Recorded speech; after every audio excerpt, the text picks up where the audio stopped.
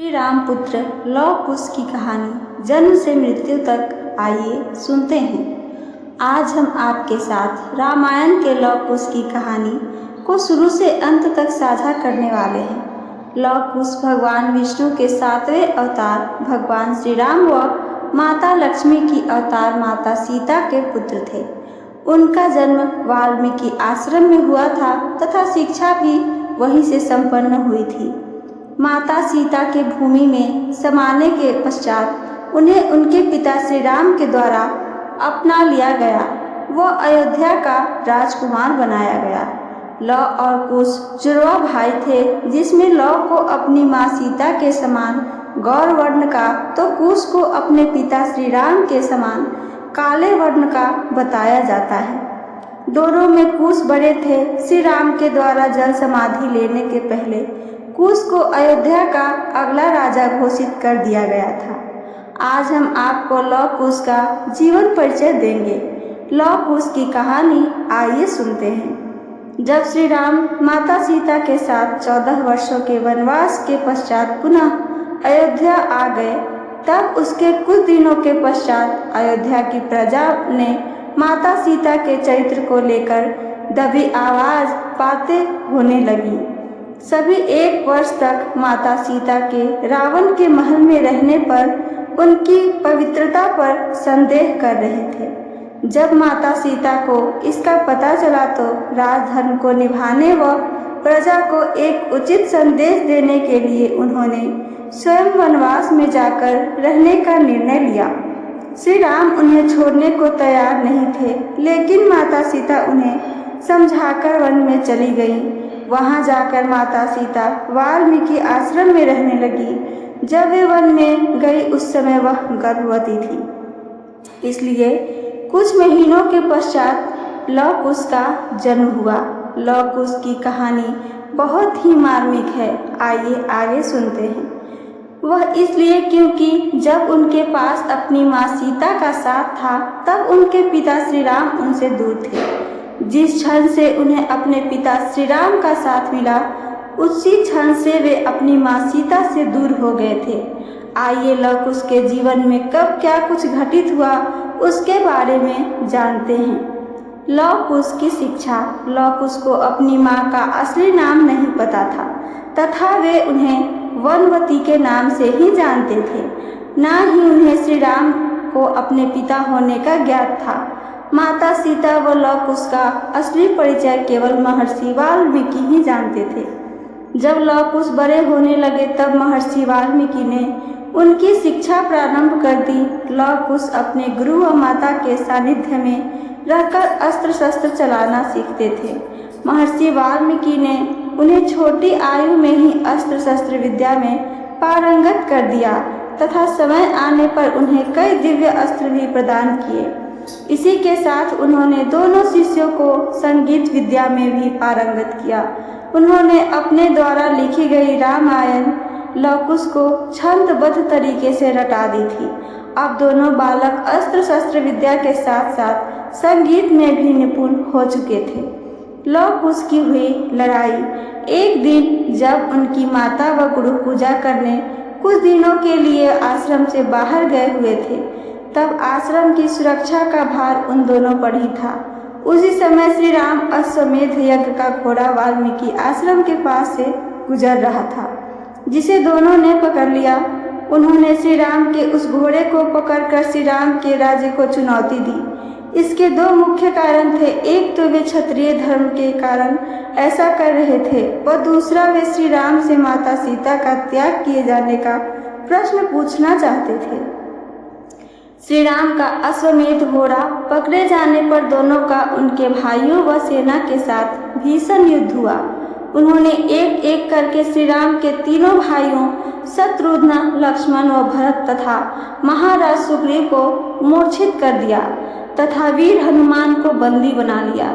जब स्वयं श्री राम उनसे युद्ध करने आए, तब महर्षि वाल्मीकि ने आकर युद्ध रुकवा दिया तथा दोनों बालक को अपने राजा से क्षमा मांगने को कहा।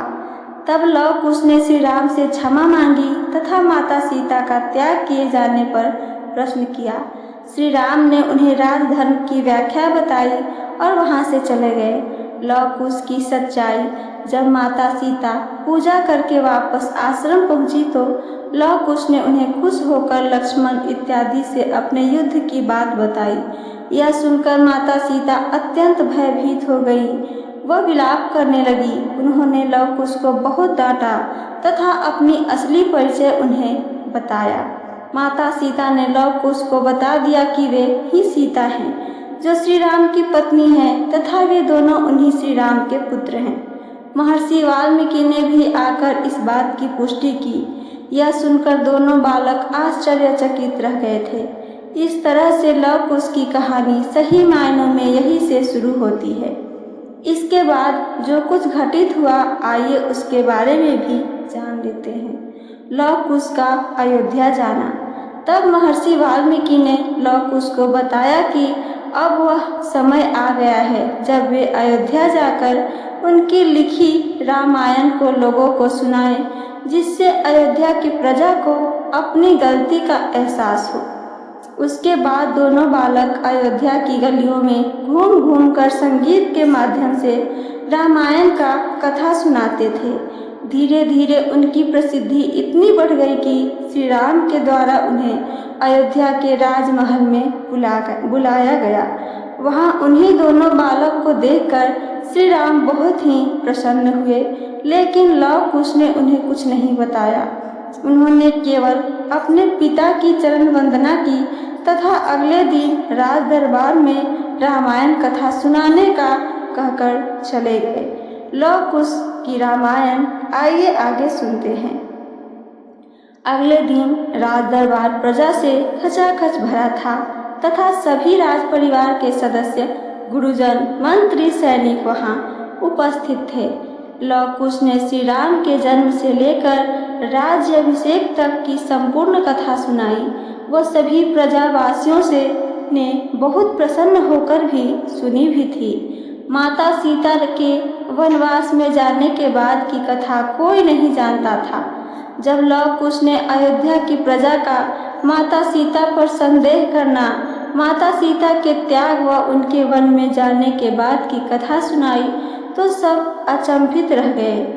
श्री राम राज सिंहासन पर बैठे बैठे ही भावुक हो उठे थे तथा आश्चर्य से उन्हें देखे जा रहे थे। किसी को समझ नहीं आ रहा था कि उन दोनों बालकों को माता सीता के वनवास में जाने के बाद का जीवन कैसे पता चला। लव कुश का सच बताना। तब लव कुश ने माता सीता की अभी तक की कथा को सुनाकर भरी सभा में स्वयं को श्री राम का पुत्र बताया। यह सुनकर सभी प्रजाजन में कोलाहल व्याप्त हो गया तथा सभी तरह तरह की बातें करने लगे। श्री राम ने प्रजा में कोई भी संदेह ना रहे, इसके लिए माता सीता को स्वयं यह कहने को कहा कि वे दोनों उन्हीं के पुत्र हैं। श्री राम का लव कुश को अपनाना। अगले दिन दरबार में लव कुश के साथ उनके गुरु महर्षि वाल्मीकि व माता सीता उपस्थित हुईं। महर्षि वाल्मीकि ने बहुत प्रयास किया, लेकिन श्री राम ने माता सीता को ही वचन लेकर यह बोलने को कहा। इसके बाद माता सीता ने सभी प्रजाजन के सामने यह घोषणा की कि यदि लव कुश श्री राम व माता सीता के ही पुत्र हैं तो यह धरती फट जाए व माता सीता उसमें समा जाए। यह सुनकर दोनों राजकुमार विलाप करने लगे। वह माता सीता को उन्हें छोड़कर नहीं जाने को कहा।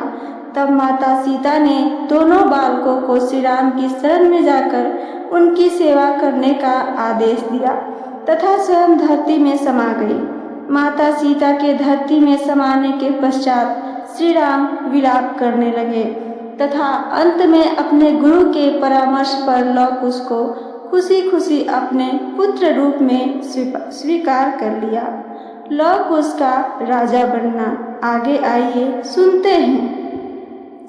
इसके बाद लव कुश अपने पिता के संरक्षण में ही बड़े हुए तथा उनकी बहुत सेवा की। जब श्री राम अयोध्या के निकट सरयू नदी में समाधि लेने जाने लगे तब उन्होंने अपना संपूर्ण राज्य लव कुश तथा अपने भाइयों के पुत्रों में बांट दिया। इसमें लव कुश की लवपुरी वर्तमान लाहौर पाकिस्तान तथा कुश को कुशावती यानी कौशल राज्य मिला था। कौशल राज्य में ही अयोध्या नगरी पड़ती थी। चूँकि दोनों भाइयों में कुश बड़े थे, इसलिए नियमानुसार अयोध्या का राज सिंहासन उन्हें ही मिला था। श्री राम के जाने के बाद दोनों भाइयों ने अपना अपना राज्य बहुत ही अच्छे से संभाला था। कुश के बाद उनके पुत्र अतिथि अयोध्या के अगले राज्य बने। लव कुश की मृत्यु कैसे हुई, आइए ये भी जानते हैं। रामायण भगवान श्री राम के जीवन पर लिखी गई है। इसके बाद लव कुश का क्या हुआ और उन्होंने किस तरह से शासन व्यवस्था संभाली, इसके बारे में ज़्यादा उल्लेख देखने को नहीं मिलता है। ऐसे में दोनों ने अपनी शासन व्यवस्था को अपने पिता के आदर्शों के अनुरूप ही चलाया होगा। चूँकि कुश ही मुख्य राजा थे, ऐसे में उनके नाम का वर्णन ही इतिहास में देखने को मिलता है। वह इसलिए क्योंकि आगे चलकर कुश की पीढ़ी ने ही अयोध्या का सिंहासन संभाला था। दोनों ने एक समय तक शासन किया होगा और फिर संन्यास आश्रम में चले गए होंगे। उसके पश्चात शांतिपूर्वक दोनों ने ही अपने देह का त्याग कर दिया होगा। इस तरह से लव कुश की कहानी का यही अंत हो जाता है। प्रश्न, लव कुश के पुत्र का नाम क्या था? उत्तर में जानिए। लव कुश में कुश बड़े थे। कुश के पुत्र के नाम अतिथि था, जो कुश के बाद अयोध्या के अगले राजा बने थे। लव के पुत्र का नाम ज्ञात नहीं था। प्रश्न, रामायण में लव कुश की मृत्यु कैसे हुई? उत्तर, रामायण में लव कुश की मृत्यु के बारे में कोई जानकारी नहीं दी गई है। ऐसे में उनकी मृत्यु वृद्ध होने के सामान्य रूप से ही हो गई होगी। प्रश्न, राम जी के बाद अयोध्या का राजा कौन बना? उत्तर, राम जी के बाद अयोध्या के राजा उनके पुत्र कुश बने थे। श्री राम के दो पुत्र थे, जिनके नाम लव और कुश थे। दोनों पुत्रों में कुश बड़े थे, जिस कारण उन्हें अयोध्या का अगला राजा नियुक्त किया गया था। तो ये थी मेरी आज की कथा और इससे जुड़ी जानकारी। मेरी कथा और जानकारी आप सबको पसंद आई है तो चैनल को सब्सक्राइब करके वीडियो को लाइक करना ना भूलें। साथ साथ अपना कमेंट करके हमें ज़रूर बताइए। सुनने के लिए धन्यवाद दोस्तों। जय श्री राम।